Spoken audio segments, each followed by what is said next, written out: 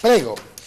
Sì, direttore, forze fresche, soprattutto nuove in Consiglio Comunale a Fiume Veneto. Infatti al posto di Michele Ceol è entrata Jessica Canton, che abbiamo presente in studio. Benvenuta. Allora, quale mission l'attende da qui fino al 2018, che sarà poi l'anno delle elezioni? Buonasera, sì, io sono subentrata appunto in Consiglio Comunale nel marzo di quest'anno.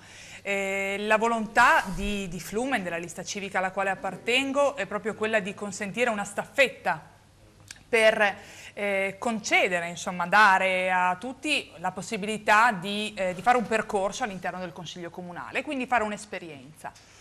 Lista Civica Flumen, come l'associazione omonima che affianca il lavoro della lista civica, cosa vogliamo fare? Beh, abbiamo un obiettivo chiaro per il prossimo anno, che è quello di diventare i nuovi amministratori del Comune di Fiume Veneto. Stiamo lavorando sulla base di principi e di valori che ci accomunano. Vogliamo certamente, il nostro obiettivo è certamente quello di riconnettere i cittadini, la comunità, di ricostruire la comunità di Fiume Veneto, riconnettere i cittadini all'amministrazione. L'attuale sindaco e l'attuale maggioranza l'hanno un po' delusa? Sì, nel senso che ora tocco con mano, più forse di prima, quello che questa amministrazione sta facendo o non sta facendo. Mi riferisco appunto a quella distanza che si è venuta a creare tra l'amministrazione e i cittadini.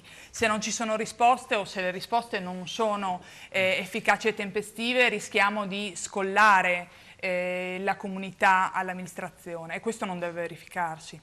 Senta, mancano pochissimi secondi, una domanda a bruciapelo, gira voce che potrebbe essere lei il prossimo candidato a sindaco, cosa risponde?